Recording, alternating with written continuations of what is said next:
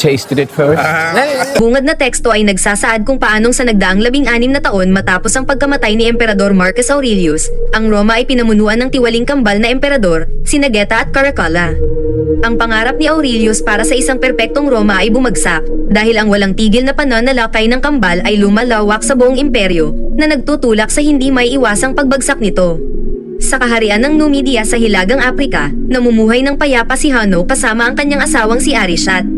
Gayunpaman, ang kanilang katahimikan ay nagwakas ng tumunog ang mga sirena bilang babala sa paparating na pananakop ng Roma. Habang pumapailan lang ang usok mula sa lungsod, sinuot ni Hanno at Arishat ang mga baluti at sumama sa ibang sundalo upang pakinggan ang kanilang pinuno, si Jugurtha, na naglahad ng isang estratehiya sa depensa.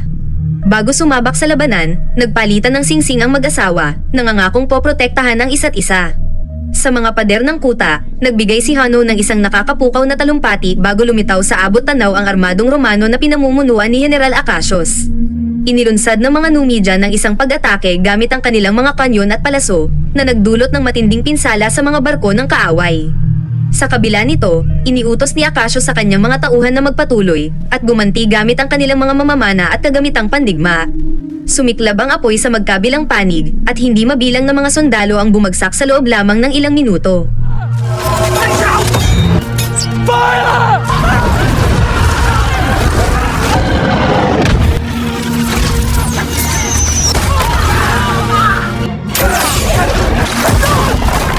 Nang marating ng mga barkong Romano ang kuta, nagpakawala sila ng mga tulay upang masalakay ang lungsod.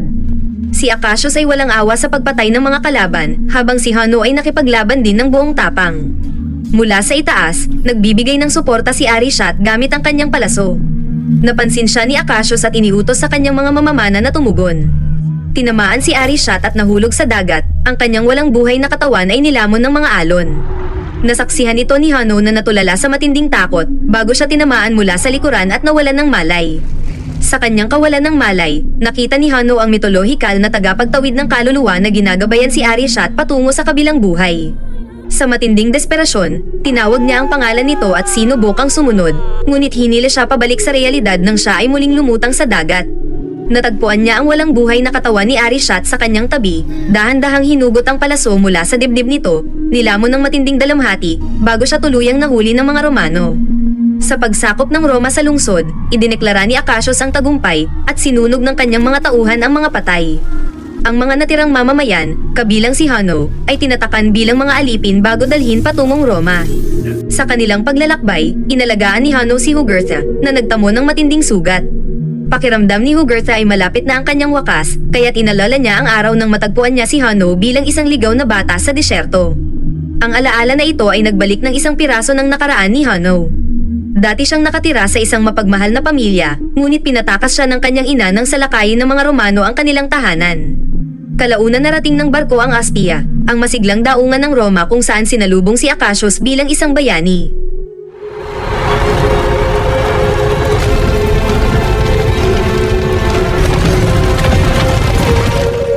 Ipinahayag ng dalawang emperador ang kanilang pasasalamat para sa kanyang tagumpay sa pagsakop niya sa isa sa pinakamahalagang rehiyon ng Afrika, at bilang gantimpala, binati siya ng mga emperador at pinagkalooban ng pinakamataas na karangalan, isang koron ng laurel.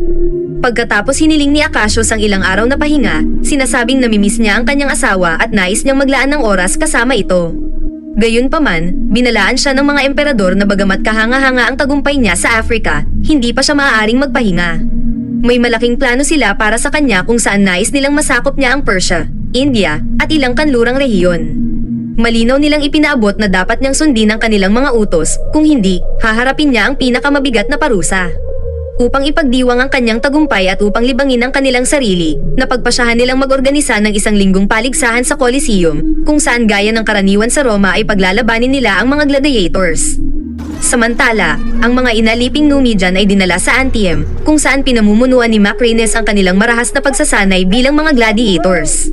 Si Jugurtha, Hanno, at ilan pang mga alipin ay itinapon sa arena ng pagsasanay at pinilit na lumaban sa isang pangkat ng mababangis na babon.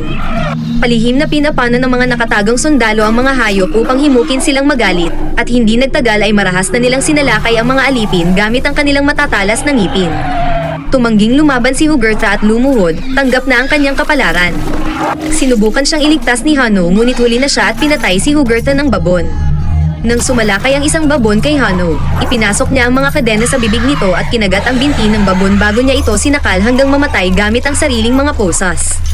Ang kanyang matinding kakayahang mabuhay ay labis na bumilib kay Macrines, kaya't napagpasyahan nitong bilhin siya.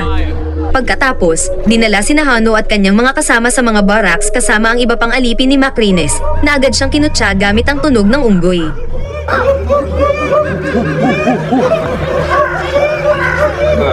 Matapos nilang kumain, ipinatawag sila kay Macrines upang suriin ang mga bagong recruit. Nang tumangging magsalita si Hanno, inutusan ni Macrines ang kanyang tagapagsanay ng mga gladiators, si Vigo, na labanan siya. Sa simula ay tila dehado si Hanno, ngunit mabilis siyang gumanti at ipinamalas ang pambihirang husay kaya't natalo niya si Vigo. Pagkatapos dinala siya sa pribadong silid ni Macrines kung saan ipinaliwanag ni Macrines na pinipili niya ang kanyang mga mandirigma bilang maging kanyang gladiator batay sa kanilang galit at nakikita niya si Hanno na punong-puno ng galit sa puso. Sa wakas, nagsalita na si Hanno at ibinunyag ang kanyang tanging layunin, ang patayin si Acacius. Sinabi ni Macrines na kung mananalo siya ng sapat na laban sa Roma, maaaring magkaroon siya ng pagkakataong gawin ito. Samantala, muling nagkita sina Acacius at kanyang asawang si Lucilla, anak ng dating emperador. Inamin niya ang kanyang matinding pagod dahil sa malupit na pamamahala ng kambal na emperador, kaya't nagsimula silang magplano ng isang pag-aaklas upang ibalik ang dating kadakilaan ng Roma. Makalipas ang ilang panahon, dinala ni Macrines si Hanno sa isang marangyang pagtitipon na inihanda ni Senador Thrax. Tasted it first. Bilang libangan para sa mga emperador, si Hanno at isa pang alipin ni Thrax ay pinilit na maglaban sa isang nakamamatay na duelo gamit ang mga espada.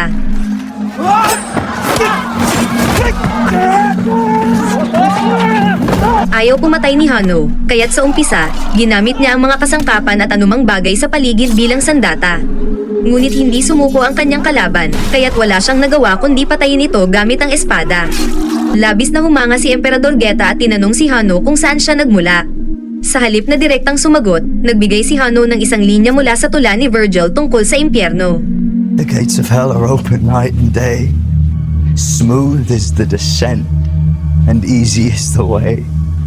But to come back from hell and view the cheerful skies in this, the task and mighty labor lies. Sa halip na magalit, natuwa ang mga emperador sa kanyang sagot at nasabik silang mapanood siya sa arena. Pagkatapos ng piging, pinagalitan ni Macrines si Hanno sa kanyang pangahas na kilos sa harap ng mga emperador at tinanong kung saan niya natutunan ang ganoong matatalinong pananalita. Sinabi ni Hanno na may isang bihag na Romano sa kanyang lungsod at nakarinig siya ng mga kwento mula rito, ngunit hindi ito pinaniwalaan ni Macrines. Sa gulat ni Hanno, binayaran siya ni Macrines ng 2 baryang pilak para sa laban at nalaman niyang maaaring mag-ipon ng isang gladiator upang bilhin ang kanyang kalayaan. Kinagabihan, sa isang lihim na silid, nagtipon sina Lucilla at Acacius kasama ang ilang senador upang pag-usapan ang kanilang plano sa pag-aaklas. Ipinaliwanag ni Acacius na nananatiling tapat sa kanya ang hukbong Romano, kaya't sumang-ayon ang mga senador na suportahan siya. Ilang araw ang lumipas, dinala sina Hanno at ang iba pang mga alipin sa Roma upang paghandaan ang nalalapit na laban sa mga engrandeng paligsahan ng gladiator sa Colosseum. Namasdan nila ang kahanga-hangang arkitektura at mga estatwa, ngunit napapansin din nila ang kahirapan ng mga tao sa lansangan, nagpapakita lang na malala na talaga ang pamumuno sa Roma. Nagkita sina Macrines at Thrax, at nagkasundo silang doblehin ang kanilang mga pustahan. Sa Colosseum, tinanggap ng mga emperador sina Acacius at Lucilla sa pangunahing upuan habang isinisigaw ng madla ang pangalan ng general. Matapos ang isang maikling talumpati ni Acacius, pumasok sa arena ang mga alipin, kasunod ng kampyon ng mga gladiator na si Glycio, na nagpakitang gilas sa kanyang pagdating sakay ng isang rhinoceros. Si Hanno ang nanguna, bumuo ng isang estratehiya upang maiwasan ang pagsalakay ng rhino. Sa simula ay naging epektibo ang plano, ngunit di nagtagal isang alipin ang tinamaan. Dahil sa kanyang sugat ay bumagal siya, kaya't nahuli siya ni Glycio gamit ang bolas at pinatay siya ng rhino sa pamamagitan ng sungay nito.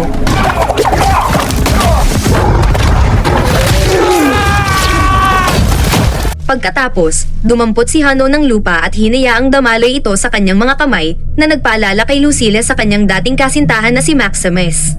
Ipinukol niya ang kaunting lupa sa rhino upang ilihis ang atensyon nito bago iwasan ang pagsalakay nito, dahilan upang gumangga ito sa pader. Nalaglag si Glycio mula sa rhino at nagtamo ng sugat, ngunit kaya pa rin niyang lumaban. Nagsimula silang maglaban ni Hano sa isang mabagsik na sagupaan gamit ang anumang sandatang mahawakan nila sa arena. Habang nagbabanggaan ang kanilang mga espada, naalala ni Geta ang kasabihang ibinahagi ni Hano sa isang handaan na ikinonsidera ni Lucilla bilang pahiwatig na baka si Hano ang matagal nang nawalay niyang anak na si Lucius. Nang tuluyang mapabagsak ni Glycio si Hano, nagbigay ng hudyat si Caracalla para sa kanyang pagbitay, ngunit nakiusap si Lucilla para sa kanyang buhay. Dahil dito nagbigay ng hudyat si Geta upang patawarin si Hano, ngunit tumanggi si Hano na kaawaan ng mga Romano at ipinagpatuloy ang laban. Sa mabilis na galaw, sinaksak niya si Glycio at napuno ang arena ng sigaw ng madla. Sa pagkakataong ito, ibinaba ni Geta ang kanyang hinlalaki at pinugutan ni Hano ng ulo si Glycio. Nagdiwang ang madla at ang iba pang mga alipin, sabay-sabay na inuulit ang pangalan ni Hano bilang kanilang kampyon. Sa silid ng mga gladiator, ginamot ni Dr. Ravi ang mga sugat ni Hano.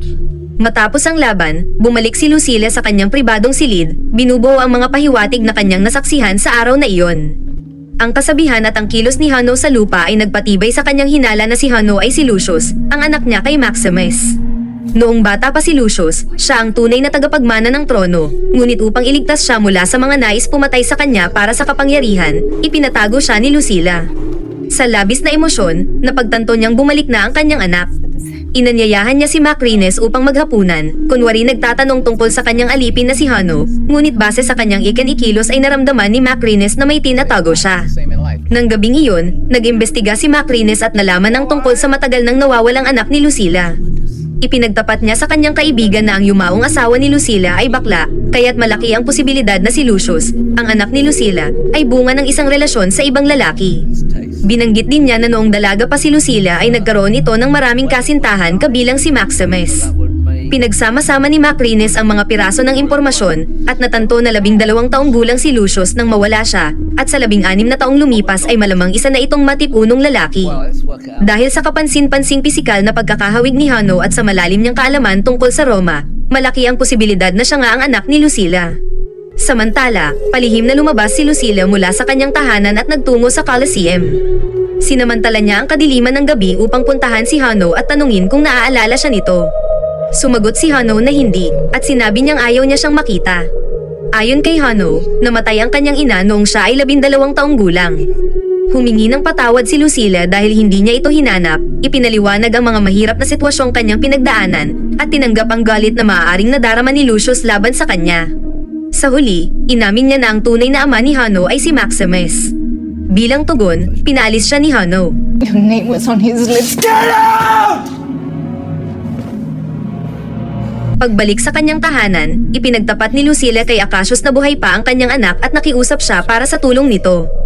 Hindi niya namalaya na isang alipin ang nakarinig sa kanilang usapan.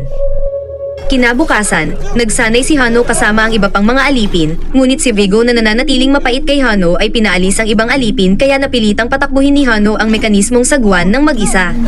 Pagsapit ng gabi, sugatan at hilahod ang kanyang mga kamay, kaya't inalagaan ito ni Ravi habang ibinabahagi ang kanyang kwento. Isa siyang malayang tao na maaaring bumalik sa kanyang lupain, ngunit pinili niyang manatili sa Roma matapos makilala ang isang babae at bumuo ng bagong buhay kasama niya.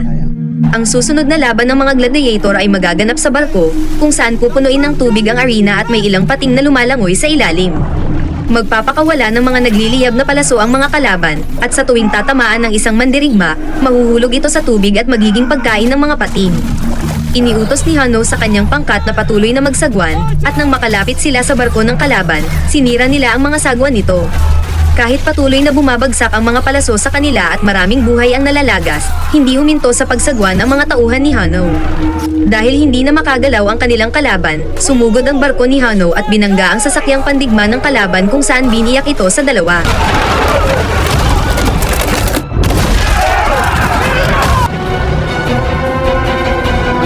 Pagkatapos tumalon si Hano at ang kanyang mga tauhan sa barko ng kalaban at isa-isang pinuksa ang mga ito. Marami pang katawan ang nahulog sa tubig habang ang wasak na barko ay inanod patungo sa dingding ng arena na naglapit kay Hano sa kinauupuan nila Acacius at Lucilla. Sinamantala niya ang pagkakataon, dinampot ang isang crossbow, at sinadyang ihagis ito kay Acacius, ngunit sa huling sandali, may isang mandirigmang tumulak sa kanya kaya't nagmintis siya. Tumama ang palaso sa pagitan ng kambal na emperador, na inakala nilang isang direktang pag-atake ito laban sa kanila. Matapos ang laban, muling isinigaw ng mga alipin ang pangalan ni Hanno. Pinagalitan siya ni Vigo dahil sa ginawa niyang pag-atake gamit ang crossbow, ngunit tugon ni Hanno na dapat ay matuwa siya dahil hindi sa kanya tumama ang palaso. Samantala, palihim na nagbigay ng impormasyon ang alila ni Lucille kay Thrax. Kinalaunan, pinuntahan ni Macrines ang tahanan ni Thrax upang kunin ang kanyang panalo mula sa kanilang pustahan. Ngunit sa halip na pera, nag-alok si Thrax ng impormasyong nalaman niya mula sa kanyang alila bilang kabayaran. Sinabi niya na may mga rebeldeng nagpaplanong pabagsakin ng kambal na emperador, ngunit ipinagpaliban muna nila ang kanilang balak hanggang sa mailigtas ang isang tiyak na gladiator mula sa arena. Kinagabihan, kinuha ng mga kawal ng palasyo si Lucilla mula sa kanyang tahanan. Samantala, sinubukan ni Acacius at ng kanyang mga tauhan na iligtas si Hanno mula sa kulungan ng mga gladiator, ngunit lingid sa kanilang kaalaman ay naghihintay na ang mga kawal ng emperador sa kanila. Agad nilang pinana at pinaslang ang mga tauhan ni Acacius bago siya binihag. Dinala ang mag-asawa sa harap ng kambal na emperador, kung saan pinagalitan sila ni Geta dahil sa kanilang pagtataksil. Ngunit sa halip na matakot, tumawa lamang si Acacius, kaya't labis itong ikinagalit ni Caracalla, na agad sumugod sa kanya na may dalang espada.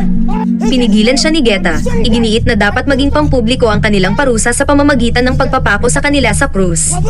Matapos silang ipabilanggo, ipinaalala ni Macrines sa mga emperador na ang pagpapako sa krus ay para lamang sa mga magnanakaw, at itinuturing na bayani si Acacius.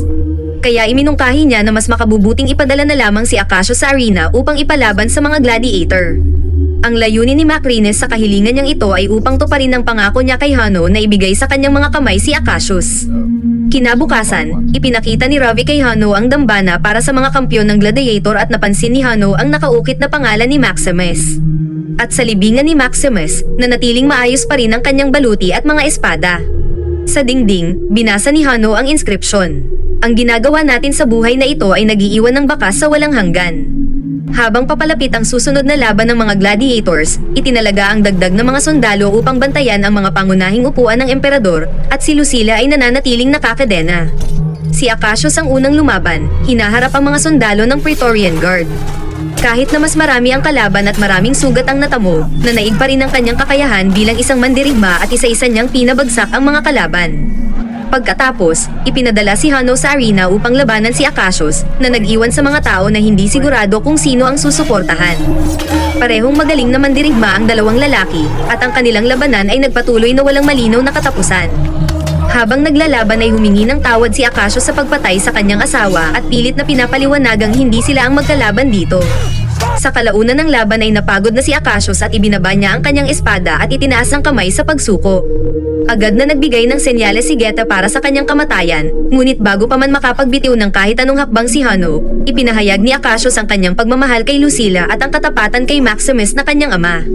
Dahil dito, ibinaba na rin ni Hanno ang kanyang espada. Galit na galit, nagutos ang mga emperador na magpatuloy ang mga mamamana, at mabilis na tinamaan at pinatay si Acacius. Sa kanyang galit, bumaling si Hanno sa mga tao, tinatanong kung ganito ba tinatrato ng Roma ang mga bayani nito, at nagbabala na maaaring mas malupit pa ang pwedeng sapitin ng mga ordinaryong mamamayan ng Roma. Dahil dito nagsimulang magalit ang mga tao sa mga emperador, na pinilit na pigilan ng kanilang mga gwardya habang ang dalawang emperador ay mabilis na umalis sa Coliseum. Kinagabihan, dinalaw ni Macrines si Hanno, tinatanong kung bakit niya pinalaya si Acacius. Sumagot si Lucius na bilang isang gladiator, siya ang gumagawa ng sariling desisyon. Iginiit pa ni Hanno na posible pang mabago at maibalik sa dati ang kadakilaan ng Roma, ngunit winalang bahala ni Macrines ang kanyang ideya bilang isang walang saysay na pangarap, ipinapaalala sa kanya na siya'y isang kasangkapan lamang. Ngunit tinanggihan ito ni Lucius at nangakong wawakasan si Macrines. That will not be my destiny, but I will see your end. Samantala, nagkagulo sa lansangan dahil sa nag-aalab na mga mamamayang nag-aalsa, nagsusunog at hinihingi ang ulo ng kambal na emperador. Kahit sinubukang sepilan ng mga sundalo ang pag-aalsa, mabilis silang natalo ng karamihan. Sa loob ng Royal Chamber, nag-away sina Geta at Caracalla kung paano haharapin ang sitwasyon. Sinisisi ni Caracalla si Geta para sa krisis, na nagudyok kay Geta na gumanti sa pamamagitan ng pagbuhos ng tubig sa mukha ng kanyang kapatid. Galit na galit, umalis si Caracalla, ngunit nasalubong siya ni Macrines. Natusong minanipula ang walang muwang naisip ni Caracalla, sinasabing siguradong ipagkakanulo siya ni Geta sa publiko upang solohin ang trono, kaya dapat na niya itong unahan bago pa magawa ni Geta ang masamang balak nito laban sa kanya. Sawang-sawa na si Caracalla sa patuloy na pakikibahagi ng kapangyarihan sa kanyang kapatid, kaya dinampot niya ang isang patalim at hiniwa ang kamay ni Geta. Pinigilan siya ni Geta bago siya makapagpatuloy at ipinaalala kay Caracalla na mahal niya ito, kaya sandaling nag-alinlangan si Caracalla. Biglang lumitaw si Macrines sa likuran ni Caracalla at ginabayan ng kanyang kamay upang hiwain ng ilang beses ang leeg ni Geta bago siya tuluyang saksakin. Kinabukasan, binisita ni Lucilla si Hano at ibinigay sa kanya ang singsing ni Maximus. Bilang kapalit, ipinabot ni Hano ang kanyang pakikiramay bago sila nagkasundo at nagyakapan.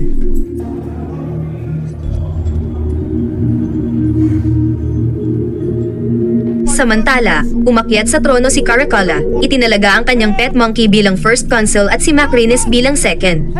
Inilabas ni Macrines ang napugot na ulo ni Geta sa mga senador, nagpapaliwanag ng mas pinalawak na autoridad upang masiguro ang katatagan ng kanilang gobyerno. Nang walang gaanong pagtutol, bumoto sila upang gawing leader ng Praetorian Guard si Macrines. Matapos noon, pinuntahan ni Macrines si Lucilla upang ibunyag na dati siyang alipin ng ama nito at ngayon ay nais niyang wakasan ang angkan ng imperyo sa pamamagitan ng pagiging emperador mismo. Samantala, ibinigay ni Hano ang singsing kay Ravi at inatasan siyang dalhin ito sa hukbo ni Akasio sa Astia. Bago umalis, iniabot ni Ravi kay Hano ang mga susi ng selda. Kinabukasan, iniwasan ni Ravi ang ilang gwardya upang makarating sa general, na agad pumayag na tumulong nang malaman na si Lucius, ang prinsipe ng Roma, ang nagpadala ng singsing. Sa Colosseum, inihayag ni Vigo na ito na ang huling laban ni Hano at ipinakita ang kahoy na espada ng kalayaan na kanyang gagamitin upang ipagtanggol ang kanyang ina. Biglang binuksan ni Hano ang pinto ng selda at binagsak si Vigo. Pagkatapos dahan-dahang pinatay niya si Vigo gamit ang kahoy na espada. Ang ibang alipin ay nakatakas din mula sa kanilang selda at mabilis na pinatay ang mga gwardyang humarang sa kanila. Habang nililinis ng mga alipin ang daan, pumunta si Hano sa libingan ng kanyang ama upang kunin ang espada at balutin ito. Nagbigay si Hano ng isang makatawag pansing talumpati sa mga alipin, na lahat ay sumang-ayon na ipaglaban ang kanilang kalayaan. Pumasok siya sa arena at nakita si Lucilla na nakatali sa isang poste na napapalibutan ng mga rebeldeng senador habang inuusal ng mga tao ang kanyang pangalan. Pumasok ang mga sundalo ng hari sa arena at binatikos sila ng mga tao, ngunit bago sila makapanlaban, sumugod ang mga alipin upang tulungan si Hano na nagresulta sa patas na labanan. Habang nagaganap ang matinding labanan, sabik na nanonood si Caracalla samantalang ikinainis naman ito ni Macrines at inutusan ng isang commander na tawagin ang mga kabalyero. Ngunit sinabi ng commander na ang mga kabalyero ay binabantayan ng labas ng lungsod mula sa hukbo ni Akasios na naghahandang sakupin ang Roma mula sa Astia. Ganun pa man, nakuha pa rin nilang magpadala ng ilang sundalo na pumasok sa arena at nagsimulang patayin ang mga alipin at senador ng walang awa. Nagpanik ang mga tao at isang gwardya ang bumaril ng palason na pumatay sa isang manunood. Dahil dito mas lalong tumindi ang kaguluhan sa buong arena kung saan nakisali na rin ang mga tao sa kaguluhan. Habang abala ang lahat, sinamantala ni Macrines ang pagkakataon upang patayin si Caracalla sa pamamagitan ng pagtusok ng isang karayom sa kanyang tainga. Sa arena, sinubukang iligtas ni Hano ang kanyang ina ngunit sa sandaling iyon, pinona ni Macrines si Lucilla at tinamaan ito sa puso. Nagbigay si Lucilla ng kanyang huling mga salita ng pagpapalakas ng loob kay Hano bago siya namatay. Matapos noon, umalis si Macrines upang sumali sa hukbo ng Praetorian Guard, kaya kumuha rin si Hano ng kabayo upang sundan siya. Ilang minuto pagkatapos, sinalubong ng Praetorian Guard ang hukbo ni Akasios na pinangungunahan ni Ravi sa labas ng lungsod. Hinarap ni Hano si Macrines at ipinakilala na rin niya ang sarili bilang si Lucius, anak ni Maximus, ang tunay na tagapagmana ng trono.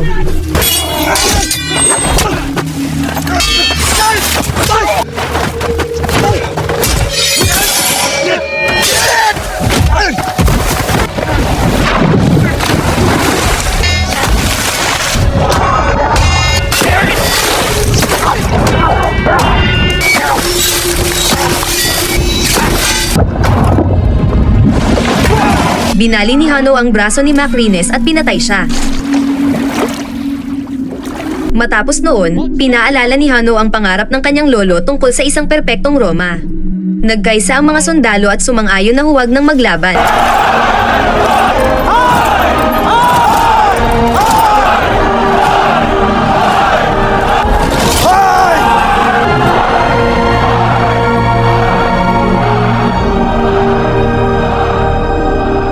Kinagabihan, pumunta si Lucio sa arena, kinuha ang ilang dugo ni Lucila, at pumulot ng ilang lupa sa pangalan ng kanyang ama.